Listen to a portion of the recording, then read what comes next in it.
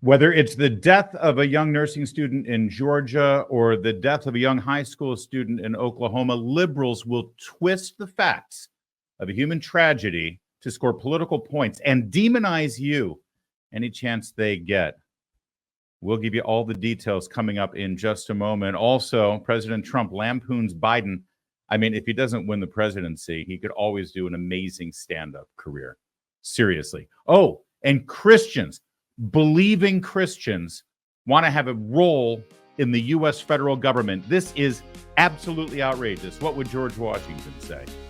That and a whole lot more coming up right now. My name is Larry O'Connor. Call me Larry. Hey, we're back from our big CPAC weekend. That's why we didn't have any shows on Thursday and Friday. It was action-packed, and I hope you caught a bunch of it on the live stream. It was good. It was a good CPAC conference, and certainly ended with the big speech from President Trump on Saturday and Javier Milei, the president of Argentina.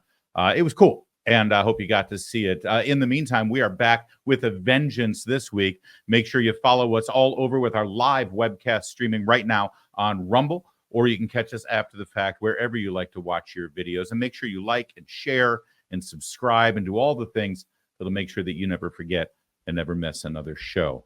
All right, there was a horrible death of a college student in Georgia at the University of Georgia. By now, you've heard about Laken Riley. This video montage that has been put out by her friends and her family there that went to school with her. Laken Riley was just a good old regular college kid in her 20s. You'll see from this video, she's just enjoying life and doing what college kids do. I have two daughters who were basically around the same age as Laken Riley.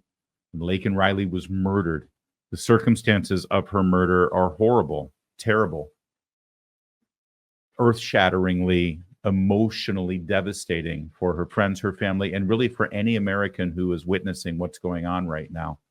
Because she was murdered at the hands of a person who should have never been in this country in the first place, but was allowed to be here.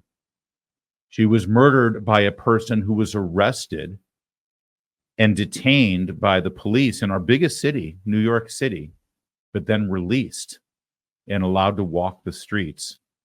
She was murdered by a person who now you'll see the media is making excuses for and lying about, because they don't want to tell you the truth. They don't want to talk about the truth because they're too invested in the lie. Here's a perfect example of the Atlanta Journal-Constitution telling the story of a murder that took place in their backyard on their beat. 26-year-old Athens man has been charged with murder in the death of a nursing student on the University of Georgia campus. An Athens man? Athens, Georgia, really? Is that? No, that's not really the truth. In fact, he's barely lived in Athens for several months here. Actually, he's a Venezuelan. He escaped Venezuela claiming that he was in danger there in his home country and he needed asylum here in America. And the Biden administration's policy, of course, is to not ask any questions. Just come on in, baby. We'll take care of you. We'll give you whatever benefits you need to get yourself back on your feet. We'll even send you to New York City, where he ended up until he got arrested. And I assure you, he was not really in fear for his life in Venezuela. He lied to get here, broke the law, was arrested, released, and then murdered this young woman. In fact, ICE has put out the statement with all of the details here. Let's break it down. Jose Ibarra, 26-year-old citizen of Venezuela, arrested by U.S. Customs and Border Protection on September 8th, 2022, after unlawfully entering the United States near El Paso, Texas. Paroled and released for further processing. What does that mean? That's catch and release right there. So right here, I just want to pause for a minute, because the media lies continue to snowball about this. Again, because they're invested in the lie, because they help perpetuate the lie. But right now, I have noted in this statement from Customs and Border Protection 2 policies that were in place during the Trump administration that Joe Biden upended and put in a shredder that allowed this man not only to get into the country, but also to stay in this country. The first was the open border itself, instead of a remain in Mexico, or in this case, remain in Venezuela policy for seeking asylum. And then secondly, catch and release. He was arrested and then paroled within 6 days. On September 14th, 2023, Ibarra was arrested by the New York Police Department. Now, that's just a year after he's been in the country. Charged with acting in a manner to injure a child less than 17, and also a motor vehicle license violation. He was released by the NYPD before a detainer could be issued. A detainer is when local police, either state, county, or municipal, catch someone and they can tell, they know because of their documentation, that they're not a U.S. citizen, and then they put out a detainer to ICE to come and get this guy and deport them. A lot of cities don't even go through the motions of doing the detainer because they're called sanctuary cities. I'd love to know here where it says before a detainer could be issued. I wonder if New York Police Department was even going to issue a detainer. On February 23rd, 2024, ERO Atlanta encountered Ibarra pursuant to his arrest by the University of Georgia Police Department, being charged with murder and other crimes. ERO Atlanta lodged a detainer. So now they're thinking about maybe deporting him. So this young woman is murdered by someone who shouldn't have been here in the first place, didn't even belong in this country, and shouldn't have been out because he was charged with attempting to injure a child under the age of 17, released by New York Police Department as well. Never deported. You know, you come here, we welcome you, we give you asylum, then you're seen arrested. You're arrested for harming a child, a minor, and we still don't deport you for that. We just let you walk free. You make your way down from New York to Georgia, and then you murder a woman. And the first lie you saw there was the way the Atlanta Journal-Constitution and other media outlets are just trying to call this murder, you know, local crime. An Athens man who did this. But now we get to today's atrocious, disgusting, despicable lie from the Associated Press, because they have a life lesson here that everybody should be focusing on. They look at the big picture here, and they have a warning for young women in America.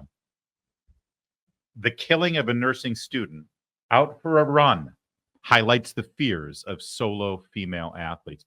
First of all, kudos to the Associated Press for even daring to identify what a female athlete is. Because these days, who the hell knows if you can even go the extra mile and identify a female athlete as female. But for their entire takeaway here, you know what the real danger here, the real problem is that women can't go out jogging by themselves because they're a target.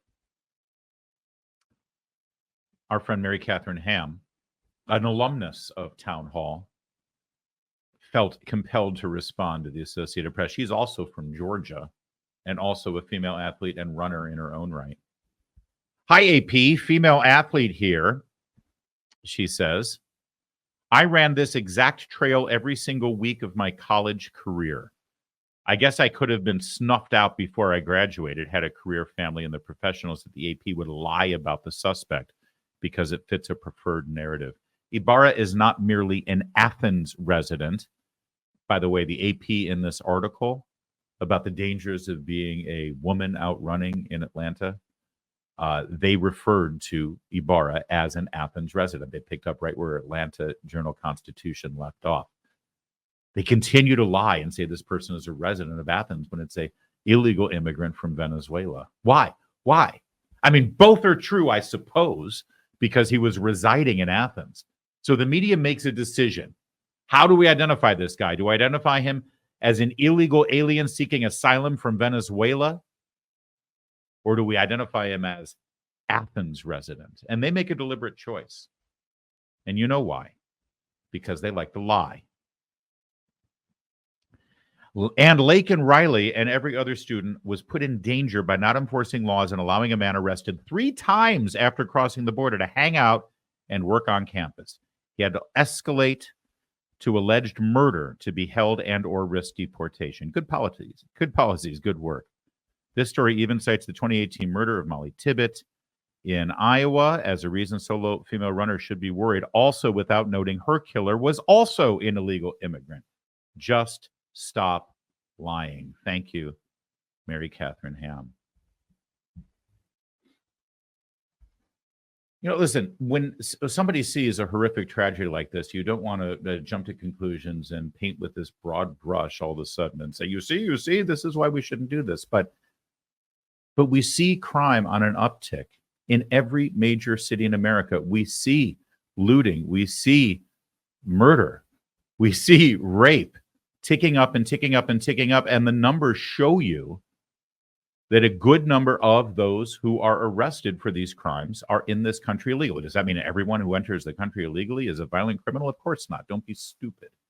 Nobody's saying that. What we are saying is that the victims of these crimes, the rape victims, the theft victims, the murder victims, it adds a little extra sting to the horror of being a victim of crime, knowing that the person shouldn't even have been here in the first place, had no business being in this country, especially when you learn that they've been arrested multiple times and still haven't been deported. I mean, honestly, what does someone need to do to be deported in this country? It used to be that you enter the country illegally, you're caught, you're deported. Then you enter the country illegally, you're caught, you're released, then you're arrested for a crime and you're deported. Then you enter the country illegally, you're arrested, you're released, you commit a crime, but it's not a serious violent crime, so you're put off on your own reconnaissance, and then you're arrested again, and it's a serious crime, like, endangering a child, and then you're deported. But now it reaches a point, as Mary Catherine points out, that until you murder someone, you're pretty much free to do whatever you want in this nation. And if you dare point it out, like I am right now, you run the risk of being called a xenophobic racist. It's a hell of a unifying presidency we've got here, isn't it, under Mr. Biden? By the way, one of Ms. Laken Riley's friends actually tweeted out a picture of her. I want you to see the picture of her. It looks like this is upon her undergraduate graduation. Amanda Babcock says, everyone seems to ask what members of her hometown are doing. Last night, a lot of us ran for Laken to finish her jog for her and encourage women nationwide to do the same. Women shouldn't have to live in fear while running. Say her name, Laken Riley. Yeah, you got that, Associated Press? Maybe the takeaway here shouldn't be that, women face dangers when they're out running on their own. No, maybe the takeaway is there are bad people here and they're being let in by this administration, and maybe we should get serious about that. By the way, some internet sleuths have discovered a statement from Alejandro Mayorkas, the Secretary of Homeland Security, that he made right around the time the illegal immigrant in question here, the suspect in this murder case, Mr. Ibarra, entered this country illegally. Here, take a look. We announced additional steps we're taking to reduce the number of people arriving at our southwest border irregularly and create a more orderly and safe and humane process for people fleeing the humanitarian and economic crisis in Venezuela. Those who attempt to cross the southern border of the United States illegally will be returned. That, of course, is a lie, because this person specifically came into this country illegally, crossed illegally from Venezuela, and unlike what Mr. Mayorkas just told you, he was not returned. He was caught and he was released. Meanwhile, Kamala Harris, the border czar, was on Meet the Press this weekend. This is after we had learned the details of this horrific crime. And she was asked point blank, is the border secure? You're confident this border's secure? We have a secure border. Tell the family of Laken Riley how secure that border is.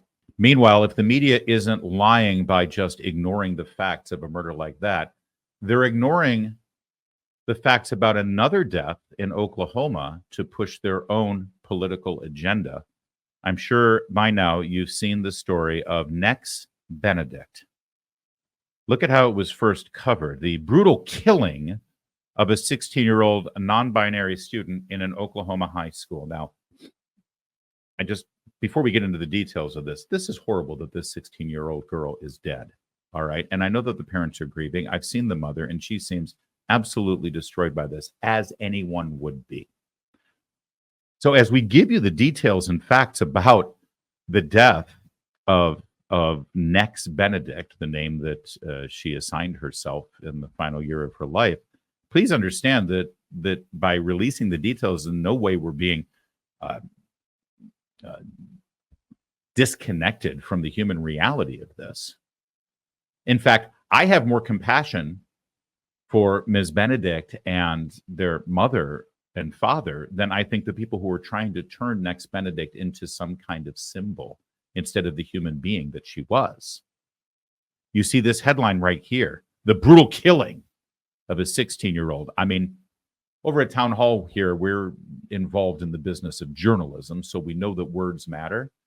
When you say the killing of 16-year-old non-binary student, it suggests that someone killed this person, and that fact has not yet been discovered or announced.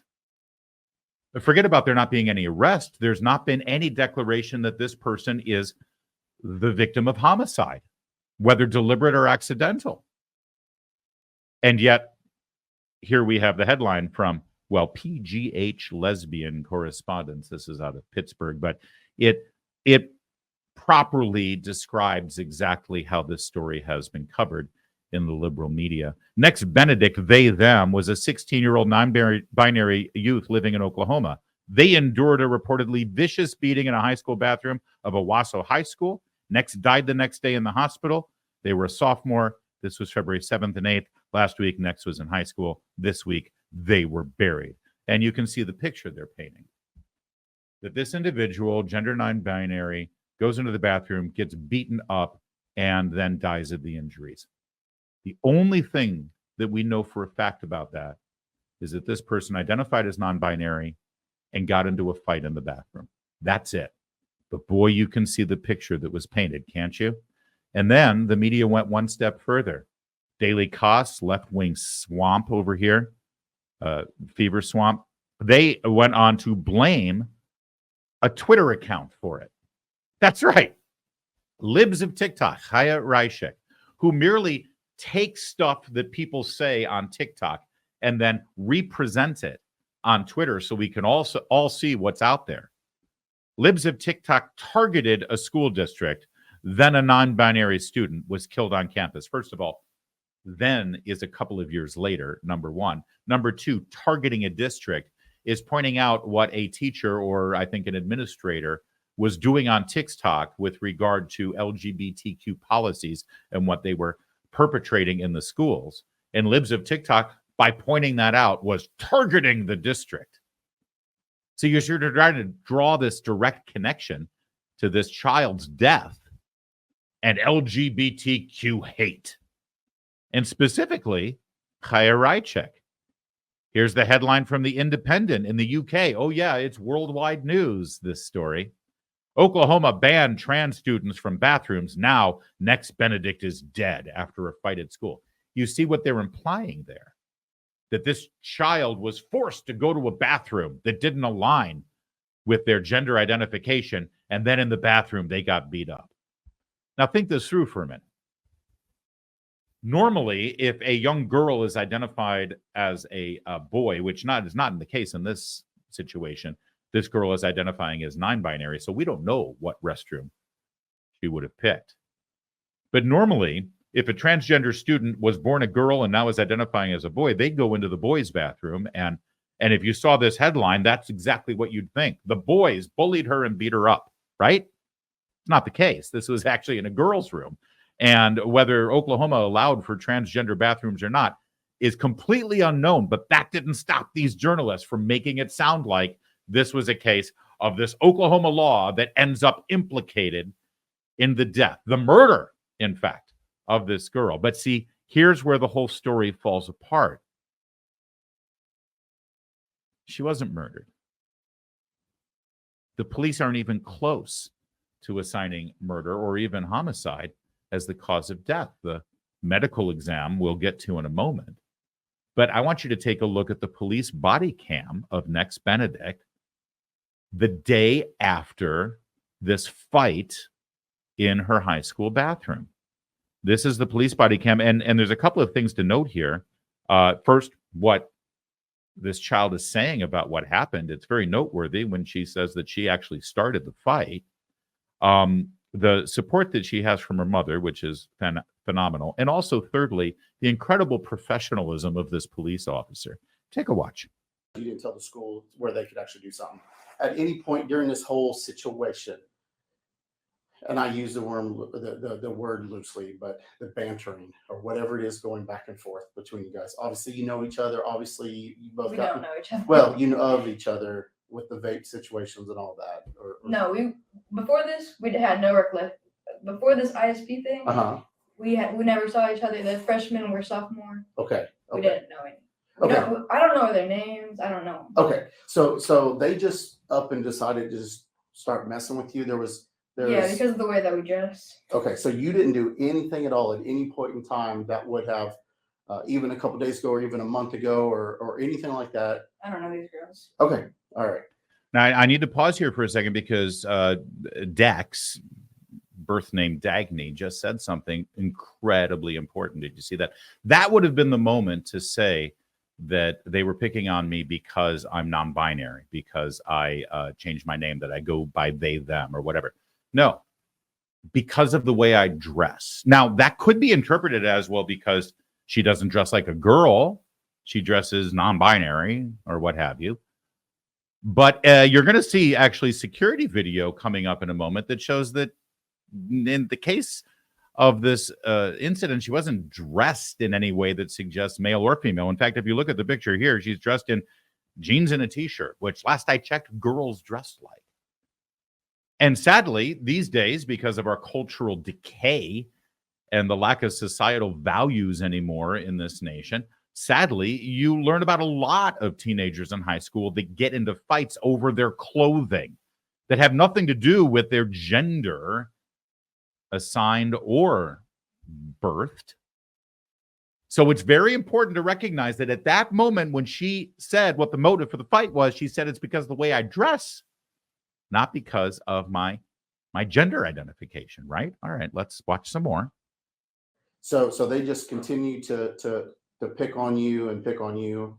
Then at some point you did what happened? They got up and confronted you in class, or did you say it was the bathroom or the hallway? Okay, the bathroom. We were going to stack chairs, and after we stacked chairs, we went to the bathroom. Okay. And I was talking with my friends, they were talking with their friends, and we were laughing, and they had said something like, "Why do they laugh like that?" And they were talking about us in front of us. And so I went up there and I poured water on them. Okay. And then all three of them came at me. Pouring the water, because I'm trying to get this in my mind so I see, as best I had a can. water bottle. Thank you. That's exactly. Where did you get this water? Was it a cup you found? Was it your water bottle? It's my your daily water bottle you carry around. It was a plastic water bottle. Okay, fair enough. Okay, so you squirted them with water, or threw water on whatever it was. Okay. Then at that point, what happened? They came at me. They grabbed onto my hair. I grabbed onto them. I threw one of them into a paper towel dispenser, and then they got my legs out from under me and got me on the ground, started beating the shit out of me. Okay. And then my friends tried to jump in and help, but I'm not sure. I blacked out. When did this happen today? Around 1. Okay, so around lunchtime. Yeah. Okay. All right, so that's the most relevant snippet of the police body cam, and you saw exactly, and you saw her demeanor, you saw, you saw her face. By the way, we've been told that her head was beat against the floor; she could barely walk out of the bathroom. There were bruises and blood all over it. You don't see that there, at least from where we were, based on our angle. Maybe there were, and she's already recovered pretty well from it. Listen, I just want to reiterate, the death of this child is a tragedy. But that doesn't mean it can be lied about and used as a political weapon. And that appears to be what's going on here. There was a memorial for this child in her hometown in Oklahoma, and it was hijacked by LGBTQ activists. We told them that if they continue this rhetoric of hate, this rhetoric of division, and this rhetoric of targeting vulnerable populations, that it would result in body bags. And I am devastated to tell you that we were right. But everybody is watching. From Washington, D.C. to Washington State, there are vigils, there are marches, and everybody is getting active because Oklahoma has been the testing ground for the MAGA extremist legislation. That's right. But this legislation is spreading like wildfire. And it is at the top of our leadership. Funny how this all became a MAGA thing, right? It's all about MAGA and Trump and right-wing extremists and conservatives. And I'm sorry, where is the evidence that this death, tragic as it is and horrific as it is in some way connected to conservatism, let alone Donald Trump? There isn't any. But this individual at the memorial is 100% right. In Boston, a Boston City Council member, Ruthzy Lujan, highlighted that they had their own candlelight vigil there in Boston for Nex. Nex Benedict was a non-binary student in Oklahoma who died a day after a bathroom fight where they bullied for their gender identity. There's no evidence of that. Zero. None. You just saw the statement in the hospital bed. My heart breaks for Nex's family. Nex should still be here. Our trans and non-binary youth deserve to build a life. Shame on the anti-trans legislation, rhetoric, and violence sweeping this country. We gathered in Boston Saturday night to fight for her and remember your light. Although, by the way, she used the word her there, the pronoun her. I don't think that's actually appropriate in this situation. And here's your candlelight vigil. It's a political movement around this young woman. Now, would you like to know the latest on this story, including some information that just broke earlier this morning about the cause of death? NBC News, I got to hand it to them, actually has a video package here that lays quite a bit of the details out. And just hold on for the very end of this video, because you'll hear something from the journalist that is astounding. Astounding, given all of the facts you're about to hear about this death. Wait till you hear how the journalist wraps it up. What happened today? I got jumped. Tonight, new police body camera video shows a 16-year-old Oklahoma high school student describing a fight they had in school just one day before their tragic death. They came at me, they grabbed onto my hair, I grabbed onto them. I threw one of them. Nex Benedict, who uses they, them pronouns, speaking to an Owasso police officer from the emergency room of a nearby hospital. He got me on the ground, started beating the shit out of me. Newly released school surveillance cameras show Benedict in the cafeteria with classmates, then walking into a bathroom where Benedict says a fight broke out. They had said something like, why do they laugh like that? And they were talking about us in front of us. Mm-hmm. And so I went up there and I poured water on them. Okay. And then all three of them came at me. Shortly after, a faculty member rushes into the bathroom. Later, Benedict is seen walking to the principal's office and then out of the school, escorted by their mom. The next day, Nex's mom calling 911, telling dispatchers Nex is having trouble breathing. She later apologized on a GoFundMe page for not using Nex's desired pronouns. She got beat up at school yesterday. I took her to the hospital last night. Paramedics rushed Nex to the hospital where they later died. Owasso Public Schools tells NBC News they don't have a comment on the new video. According to Owasso Police, the medical examiner's office determined that Benedict did not die from trauma, and they're awaiting toxicology results. All right, now I'm going to pause it there because that's the end of all of the facts here. But you just heard the very end there. Police department says that Nex Benedict did not die from trauma. Okay, did not die as a result of the fight in the bathroom. Completely 180 degrees from what we've been told, what the politicians are saying, what the activists are saying. I mean, the lies stack up here, right? And you're about to hear what I signaled, the very end of this report from the journalist after delivering all of those facts and delivering all the details here. I do want to pause quickly, though. The fact that the mother had to apologize because during the 911 call, because this mother's daughter had stopped breathing, she used a her pronoun because it was her daughter, the little girl that she had given birth to and nursed and fed and diapered and potty trained and taught to walk and taught to read and got her to school and took care of her and looked after her. And what, in the last minute and a half of this child's life, she's chosen to be gender non-binary and uses different pronouns. And this mother, while grieving about the loss of her child, has to apologize because at the moment of a 911 call, she used the pronoun her. People were giving her crap about that. These people are horrible, horrible individuals. And you should never take a back seat to them when it comes to compassion and empathy and feelings for these children who deserve better from us. That said, listen to the end of this report. You just heard all the details, all the facts, the reality that this child, whatever it was that killed her, it was not the fight in the bathroom. It was not the result of the bullying. Now listen to how the journalist wraps up the story. But the newly released video has sparked outrage and sadness, with more questions than answers about a young life cut tragically short. Priya Sridhar, NBC News. She had to wrap up the whole thing with some kind of ambiguous political agenda, right? She lays out all the facts and the most important fact, kind of a buried lead there, that the police are reporting that the child did not die as a result of trauma and they're waiting for toxicology. And then she has a big but. What do you mean, but? And they're awaiting toxicology results. But the newly released video has sparked outrage and sadness. It sparked outrage and sadness. Who's outraged? Are they outraged that it wasn't the result of bullying? What is wrong with these people? And more questions than answers. No, actually, we've got some answers now, ma'am. All right, so here's what they're trying to do. Do you remember Matthew Shepard?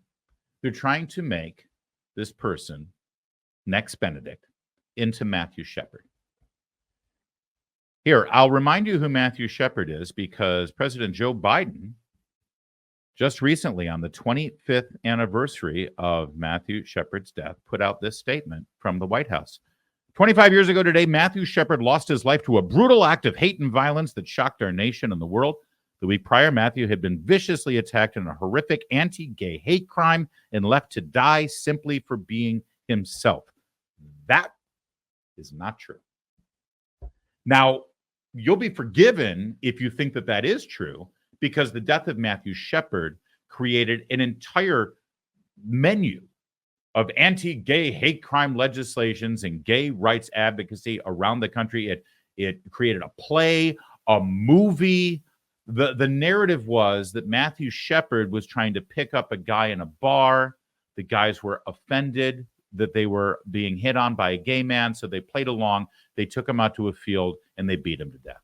That was the narrative that you were told. And if you didn't follow up on the story, you'd be forgiven if you thought that was true. But our friends over at Reason recently, after President Biden put out that statement, actually reminds us of the truth.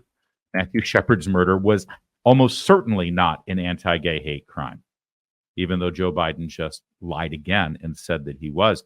You see, there was a book written about Matthew Shepard by a gay journalist, I'll have you know, who actually delved into the details of this story and the lie that has been repeated over and over and over again. The book is called The Book of Matt, Hidden Truths About the Murder of Matthew Shepard. It's written by Stephen Jimenez. It was written in 2013, so we've known for over 10 years the truth. Matthew Shepard, though he was a gay man, yes, was also a meth dealer and had $10,000 cash for a methamphetamine purchase that he was about to make.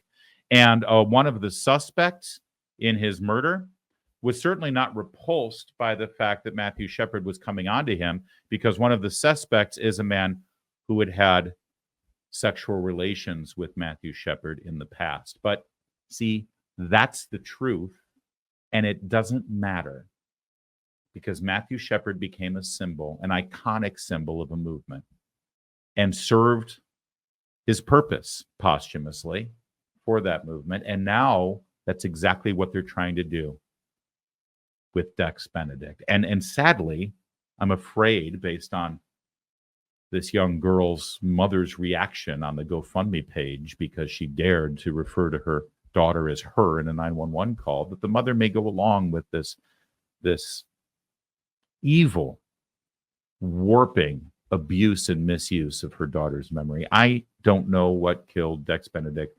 We'll wait and see what the medical examiner says. But either way, the death of a child should not be a political weapon, especially when you have to lie about that death to wield the weapon in the first place. Speaking of lies, Politico has a doozy here of a headline. Trump allies prepare to infuse Christian nationalism in second administration. That's right. Apparently, there are Christians who want to have a role in the Trump government. Now, I know that may seem weird to you, because I'm pretty sure Christians had a role in the last Trump government. And by the way, I'm quite sure there are some Christians that have a role in the Biden presidency. In fact, Joe Biden himself can't get through a day's worth of bad headlines about his son or about his own misdeeds without him reminding you what a devout Catholic he is. In fact, at the very moment he's signing whatever executive action he can sign to make sure that abortion is as legal and as ubiquitous as possible in this country, at a moment where he's trying to divide this country over the abortion issue and accuse his opponents of having women turn to back alley coat hanger type procedures, and at a time when Joe Biden assures his political base that he's never seen an abortion he hasn't loved, he also bends over backwards to remind you what a devout and believing, practicing Catholic he is. But he's not a Christian nationalist, no. Now, you may be confused right now. So the author of this Politico article is here to explain it for you. What exactly is different about these so-called Christian nationalists who want to populate the Trump administration and Joe Biden himself, who, of course, calls himself a devout Christian? Well, here's the difference. The one thing that unites all of them, because there's many different groups orbiting Trump, but the thing that unites them as Christian nationalists, not Christians, by the way, because Christian nationalists is very different, is that they believe that our rights as Americans, as all human beings, don't come from any earthly authority. They don't come from Congress. They don't come from the Supreme Court. They come from God. Wow. I mean, wow. Now, you'd be forgiven to think back to your senior year of high school civics class when you were trying to remember at the test the preamble of the Declaration of Independence, and all you could do was hum the song from Schoolhouse Rock. Now, there were two of them. The better song was the Constitution, right? We the people, in order to form a more perfect union. But there was also the one about the Declaration of Independence, where the kid was reciting the preamble, and he kept saying, we believe that we are endowed with certain inalienable rights. Endowed by whom? Endowed by our Creator, right? And those inalienable rights include life, liberty, and the pursuit of happiness. And of course, the Bill of Rights in the Constitution specifically spells out that we are born with these inherent rights. They are not granted by the government. In fact, it's what makes the United States of America so unique at the time. If we weren't born with these rights and the government grants them to us, as this really smart political reporter at Politico seems to think, then that means the government can take those rights away. That's what makes the genius of Washington and Hamilton and Adams and Jefferson and Madison so unique? Our Constitution does not, in fact, distribute rights to the citizenship. The Constitution specifically spells out how the government is barred from infringing on these rights that we are born with. And somehow that concept is lost on one of the key journalists working for Politico circa 2024, covering the presidential election. One more time.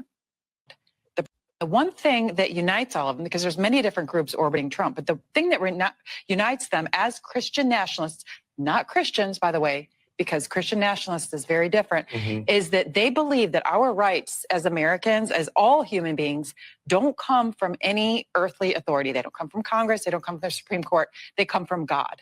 In other words, what makes these Christian nationalists really terrifying is they understand the founding of our nation. They understand the basic values and principles woven into the very fabric and DNA of our founding principles, values, and our founding documents. That's what makes them dangerous. What a moron. What a terrifyingly dangerous moron. By the way, this person right here, the African-American gentleman there hosting the show, that's Michael Steele. He used to be the chairman of the Republican National Committee until Trump broke his brain. And now he's a regular contributor and even guest host on MSNBC. And he knows better. And he just nodded along and never actually corrected the record. So I guess now you understand the big difference between Joe Biden wrapping himself around his little Vatican rag and any Republican or conservative who wants to work in the Trump administration who also professes Christian beliefs. The difference is the Christians who want to work for Trump actually don't want the government to have power over your lives and your basic rights. That's what makes them more dangerous, according to, what is her name again? She's got she has to buy a vowel. She's got so many consonants in the name. Hang on. It's, it's not there in the headline. All right. Well, you know what? I don't want to waste your brain power knowing what her name is. All right. So a big part of this article here, I wanted to read out for you, because apparently what's really, really scary about conservatives is they have organizations that have been around for decades that tell you exactly what they stand for, traditional conservative principles and values, like the Heritage Foundation. They're the scary ones. The Heritage Foundation's Project 2025 offers more visibility in what policy agenda a future Trump administration might pursue. It says policies that support LGBTQ plus rights, subsidize single motherhood, and penalize marriage should be repealed because subjective notions of gender identity threaten Americans' fundamental liberties. Well, the way those policies are carried out certainly can threaten your fundamental liberties. For instance, let's say you're a young woman who wants to have privacy in a female-only space. Well, it's your right to do that, isn't it? And it will be infringed upon by LGBTQ plus policies that allow a grown man to go into that space. Just as one example. It also proposes increasing surveillance of abortion and maternal mortality reporting in the states, compelling the Food and Drug Administration to revoke approval of chemical abortion drugs, and protecting religious and moral objections for employers who decline contraception coverage for employees. Let me just repeat, because every single thing that Politico just laid out here about the scary agenda of Heritage Foundation was actually the law of the land 10 years ago. Kid you not. 10 years ago, every single thing, chemical abortion drugs by the FDA, they hadn't approved those yet. Employers not wanting to have to pay for contraceptions and abortions for their employees. Before Obamacare, they didn't have to do that. Surveillance of abortion and maternal mortality reporting in the states. I have no idea even what that's referring to. But I assure you, the 10, 15 years ago, that was the norm in this country. they're terrified now that these Christian nationalists are going to come in and basically roll back what Obama's put in or what Biden's just recently put in to play. Now, you should also know that at the heart of this controversy over so-called Christian nationalists is an individual named Russell Vought. Now, Russell Vought was the director of OMB, Office of Management and Budget, under President Trump. And since then, he left the Trump administration, of course, at the end of the 4 years and started an organization called the Center for American Renewal or Center for the Renewal of America, one of those types of organizations. And he writes white papers and advocates for policies that might correct some of the problems that we're experiencing in this country. I want to show you Russ Vought's confirmation hearing when he was going through the approval process of the United States Senate. And as Politico and as this woman wants to scare you about Christian nationalists taking over the Trump administration, I want you to see Russ Vought, and I want you to see the kind of questions that he had to endure from Bernie Sanders upon his confirmation. And I want you to think of two things while you watch this video. The first is I want to remind you that it's literally in our Constitution that there is no religious test for someone who wants to work for our government. You are not allowed to judge someone's ability to work for the United States government and the federal government. You're not allowed to take into account their religious beliefs when hiring or firing them, right? It's literally in the Constitution. That's number one to bear in mind. And number two, as you watch this, you tell me who frightens you more. The person being questioned, Russ Vought, who we're told by the left you should be terrified of, or Bernie Sanders, the person doing the questioning, and the political left that he represents. Take a watch. This issue that has bothered me and bothered many other people. And that is in the piece that I referred to that you wrote for a publication called Resurgent. You wrote, quote, Muslims do not simply have a deficient theology. They do not know God because they have rejected Jesus Christ, his son, and they stand condemned. End of quote. Do you believe that statement is Islamophobic? Absolutely not, Senator. I'm a Christian, and I believe in a Christian set of principles based on my faith. That post, as I stated in the questionnaire to this committee, was to defend my alma mater, Wheaton College, a Christian school that has a statement of faith that includes the centrality of Jesus Christ for salvation. And again, I apologize. I do, forgive me. We just don't have a lot of time. Do you believe that people in the Muslim religion stand condemned? Is that your view? again, Senator, I'm a Christian, and I wrote that piece. Well, what in does that accordance say? with the statement of faith of Wheaton I College. understand that. I don't know how many Muslims there are in America. I really don't know. Probably a couple of million. Are you suggesting that all of those people stand condemned? What about Jews? Before we get into that, what about Jews? What about Jews? Before we get into that, can I just, I know this seems kind of silly, and maybe you don't know this, but I'm pretty sure that you do. But for a Christian to believe that, I mean, you may not like the word stand condemned, but for a Christian to believe that a Muslim might not have a happy ending there after death when the judgment day comes is not breaking news here. That's sort of been the understanding of most Christians for about, I don't know, 2,000 years, let's say. By the way, I don't know how to break it to Bernie Sanders, but just wait till he finds out what Muslims think of unbelievers. He might want to look into that.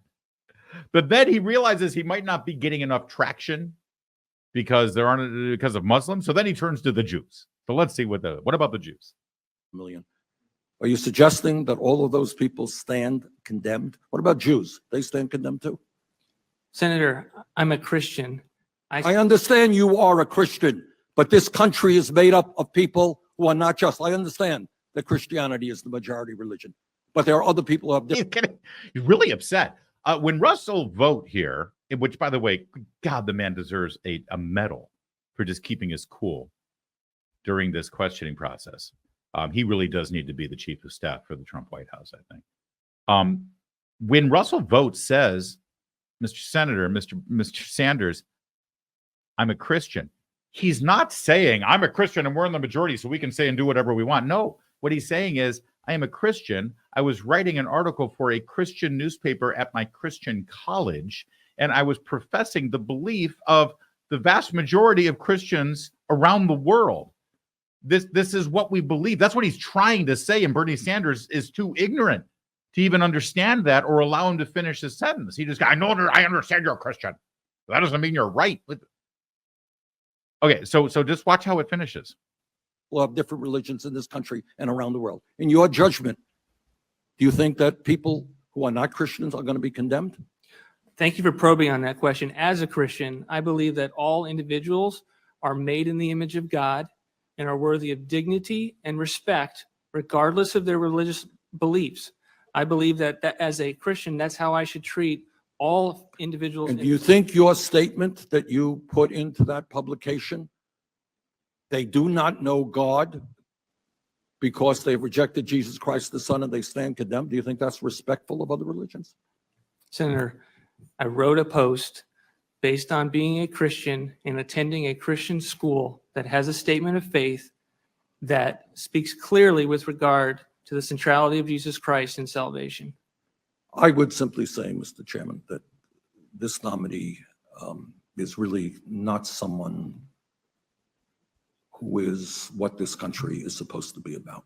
So again, knowing that our Constitution specifically prohibits a religious test for anyone working in the federal government, and hearing exactly the question and answer exchange there of Russell Vogt back in 2017 when he was going through the confirmation process, and knowing the basic understanding, the fundamental understandings of basic Christian doctrine or dogma, no matter what your flavor or denomination, based on that exchange, who frightens you more? Mr. Vogt, the scary Christian nationalist, or Bernie Sanders and the godless, ignorant political left in this country? It's pretty obvious which path I'm walking down. All right, and let's finish on the upside here, because it's been a tough show talking about two deaths of two young women in their prime. Awful. Let's end on a happy note. Donald Trump, couple of rallies this weekend, and he was in, shall we say, rare form. Take a look. You know, when I imitate Biden, because he can't find his way off the stage, as you all know, he makes a speech that lasts usually about a minute and a half because the octane starts to wear off at a quickly. You ever notice he starts off strong? Within about 2 minutes, he can't talk anymore. And then he walks off. You ever notice he always goes like this?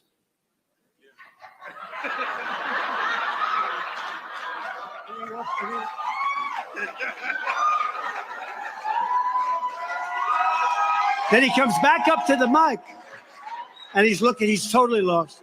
There's stairs all over the place. He can go there, here. He could jump off the front of the damn platform. But he always goes like this.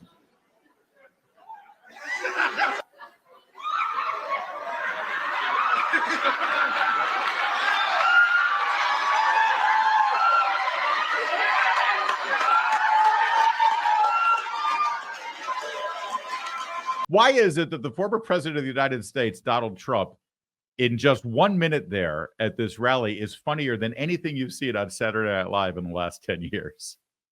And they're working with the same material. Can you imagine Joe Biden being, we kept hearing for the last week and a half since the report came in that Joe Biden is incapable of defending himself in a courtroom because he has no memory and no mental capacity to actually defend himself. But he's fine with the nuclear codes, don't forget. We kept hearing how sharp he is and how smart he is and how he's the most intelligent man in the room. And it's like, they never show us that, of course. We only see the Biden that we see. Can you imagine Joe Biden for 1 minute doing anything like that? And I'm not saying that's why Donald Trump should be president. I'm just saying, comparatively speaking, one of them still has a pretty quick functioning brain. And the other one, of course, has mashed potatoes for brains. That was great stuff. And it's one of the reasons why Trump does so well during a campaign with his rallies and with his media appearances, because he knows how to work a crowd. In fact, here's another moment that caught some people's attention down there in South Carolina. Take it behind the barn. In other words, wants to take me behind the barn and go, and the fake news is saying it's wonderful. Then when I said, let him take me behind the barn, hit him, so they said, oh, that's terrible. He's a fascist. Trump is a fascist. Now, if we were ever behind a barn, I would look at him and I'd go like this.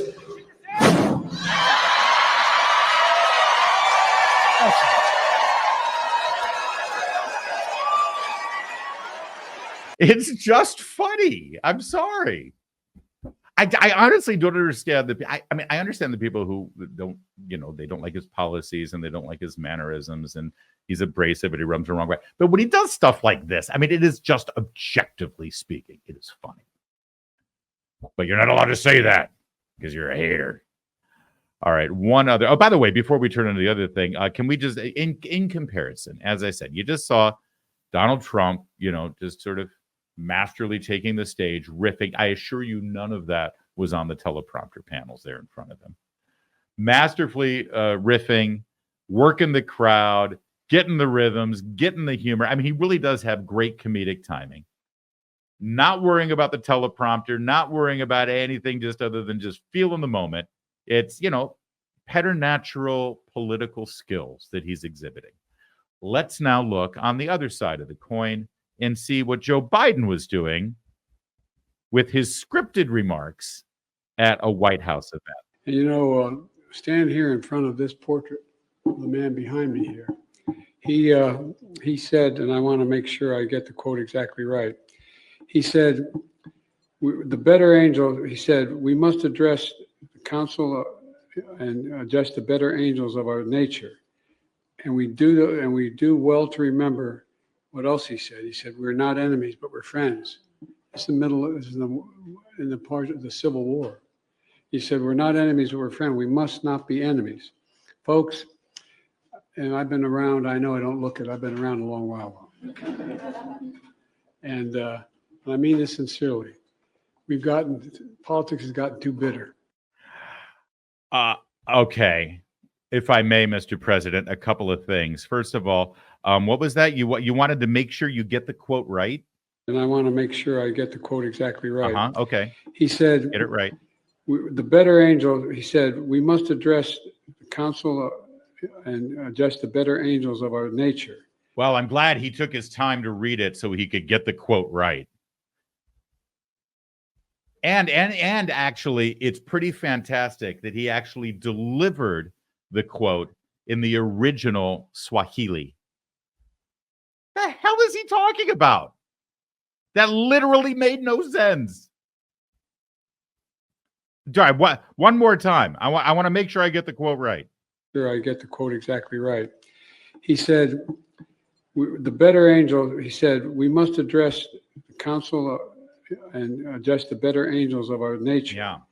Now, of course, he's referring to Abraham Lincoln, and he's referring to his attempts to mend this country after the Civil War. And now here's this guy, as Kurt Schlichter would call him, this desiccated old husk of a creep in the White House. I actually think he uses harsher language than that. Here is Joe Biden, who has spent the last 4 years trying to boost his own pathetic, lamentable political career by dividing this nation, by calling those who disagree with him politically MAGA fascists, by unleashing his Justice Department on his political opponent, attempting to get him jailed so that he can't run for office. Here is a man who, for his entire career, from his time in the 70s, go take a look at some of his Senate floor speeches and how divisive he was. Some of the comments he's made, dividing us along racial lines and ethnic lines and economic lines over the course of the last 50 years in office. Who, in the Robert Bork hearings in the late 80s, destroyed a man's life and career to boost his own presidential ambitions in 1988 that were then spiked because he was caught as a serial plagiarist and liar. Then in 1991, attempted to destroy the life of Clarence Thomas and his reputation by lying about him and allowing the Anita Hill debacle to take place, again, to boost his own political career. Who then ascended accidentally to the vice presidency and attempted to destroy Mitt Romney's reputation and political career. Let's not forget, he said to a black audience that Mitt Romney would have them all back in chains if he wins in 2012. Mitt Romney. He lied and said that Paul Ryan was going to throw grandma off the cliff because Paul Ryan was trying to institute some Medicare reforms in a broken system. He said that President Trump's successful immigration and border security policies were dividing our nation and creating a xenophobic, racist policy that he wanted to undo. He lied about Donald Trump's words regarding the Charlottesville affair, and then lied and continued to lie about all of President Trump's supporters during the campaign and for the last 4 years. And now he dares to sit up there, mangle the quote, and wrap himself around the legacy of Abraham Lincoln, saying that he's trying to unify us the way Abraham Lincoln did. This man is a horrible human being and shameless and mentally incapable of even knowing how horrible and shameless he is. So once again, let's end on an up note. Donald Trump will have the final word here as he was delivering remarks in South Carolina to the Black Conservative Federation. Now understand something. This is an assembly of Black conservatives who were there to rally and support Donald Trump. And as he's looking out into the crowd, trying to identify people, because this is what politicians do. I want to thank this person and that person and that person. And I've been in a crowd where Donald Trump does this at a speech. He just did it at the CPAC conference on Saturday. He tries to actually find them in the audience and point at them and talk to them and interact with them. So here he is trying to do that. And, well, watch what happens. Good. These lights are so bright in my eyes that I can't see too many people out there. But I can only see the black ones. I can't see any white ones, you see? That's how far I've come. That's how far I've come. That's a long way, isn't it? These lights. We've come a long way together. Lynn Patton. It's just funny. You can't deny that it's funny. He's been called racist for doing that, by the way. You know who also thought it was funny? And you know who also didn't think it was racist? The very black people in that crowd at the Black Conservative Federation in Columbia, South Carolina. But that's okay. We're going to make sure that Lawrence O'Donnell and Chris Hayes speak on their behalf because they know better. After all, they're educated white liberals. That is it for today. We'll be back tomorrow, same time, same place. Make sure you watch us live on Rumble every day. If you're watching this after the fact, thank you for doing that, but join us live if you could. And if you liked any of the segments that we did, if they were important to you, if they made you think, if they made you want to shake your fist and go charge up the mountain, or if it made you laugh, could you share that segment? We're going to post them separately a little later right here on Rumble and also on YouTube. And make sure you follow the audio version of this podcast. You can catch it wherever you listen to podcasts, Apple or Google Podcasts, YouTube, Spotify, wherever it is, we're there. Thanks so much for all the support. My name is Larry O'Connor. You can call me Larry.